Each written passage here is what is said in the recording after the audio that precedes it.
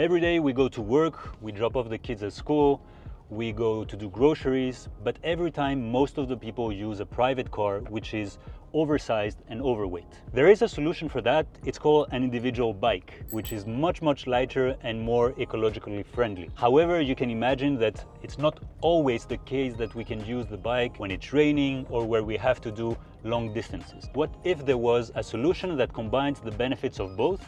So being sheltered, but also being able to carry a lot of load. We're here in Cluses in France, and we're gonna introduce you to intermediary vehicles. The manufacturer here is called Kilo, and we're gonna not only look at the plant, but also look at what this intermediary vehicle looks like and how it can address all of our mobility needs.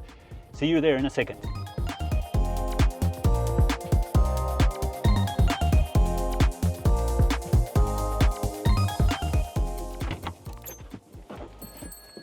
All right, we just arrived in Cluses. This is the Kilo factory.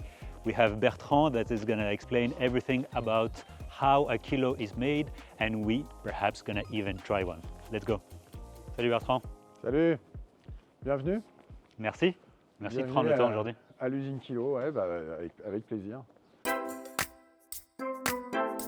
Là, c'est quelle partie? Là, il y a déjà le châssis. C'est les premières étapes de l'assemblage avec l'assemblage batterie, l'assemblage moteur. Le véhicule est fini, on l'entrepose ici. Le projet Kilo appartient à un groupe industriel, équipementier de rang 1. Et ce groupe industriel a décidé de shifter, de comprendre comment les nouvelles mobilités fonctionnent et comment un groupe industriel équipementier automobile peut s'adapter à cette évolution de marché. Et donc de fabriquer un véhicule très simple, adressé à des usages de proximité, du quotidien, du loisir et du travail.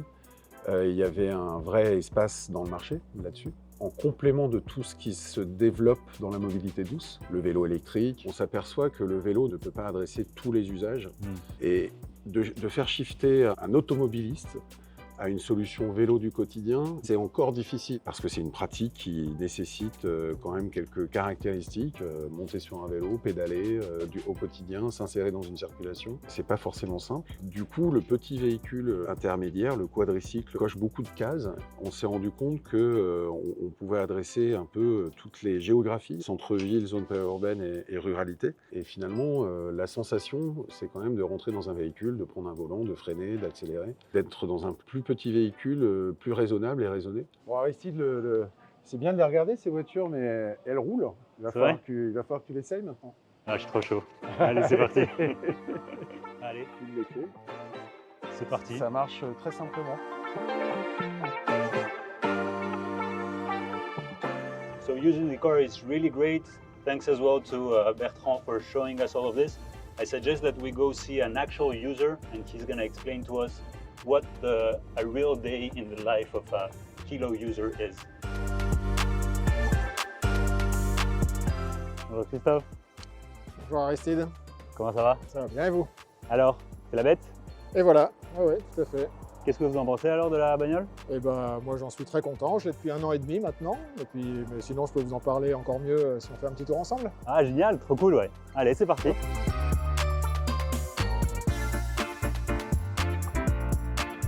Là je mets la musique, le guidage, et voilà, il n'y a pas de GPS, pas de radio, mais le téléphone il fait tout ça. Bah oui, c'est clair. Il n'y a pas besoin. Voilà, bon, allez c'est parti.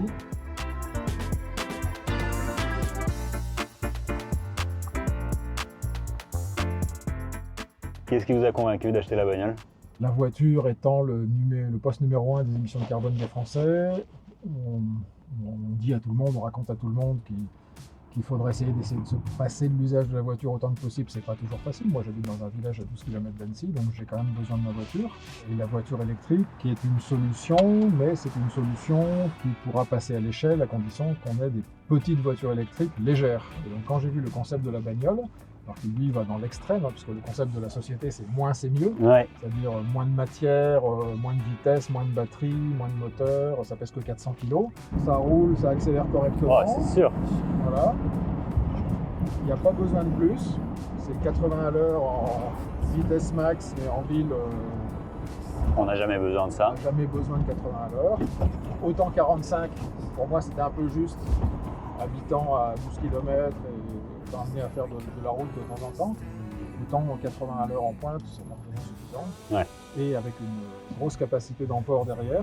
Là, je peux mettre jusqu'à 600 litres de bagages, jusqu'à 150 kg de charge utile. On emballe assez souvent des gros télescopes, jusqu'à 150 kg de télescope, et je peux mettre tout ça dans la benne. Je fais 1000 km par mois, et donc c'est devenu mon véhicule principal.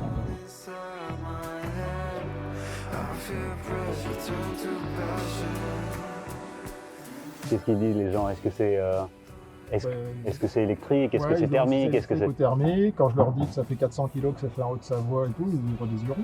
Quand je leur dis que j'utilise que ça au quotidien, ils disent ah oui. En fait, ça instille une petite graine qu'on n'a pas forcément tous besoin de voitures qui fait 1,5 tonne, qui peut emmener 5 personnes à 500 km. Notamment les nombreux ménages qui en Haute-Savoie qui ont 2 voitures. Donc, en périurbain, tout le monde a 2 voitures, hein, monsieur, madame, les enfants, des fois 3 ou 4 voitures. Et ok, pour avoir une première voiture qui peut faire 500 km emballer 5 personnes loin, mais la deuxième voiture, en général, on n'a jamais besoin.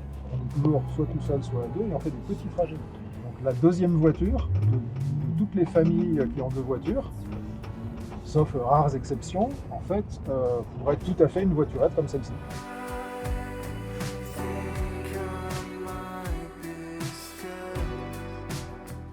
Merci Christophe. Bah de rien. Et puis voilà, maintenant que le kilo est passé à 2 par semaine, à vous d'en acheter une. C'était trop cool. En tout cas, je suis convaincu là, c'est bon. Voilà. Merci.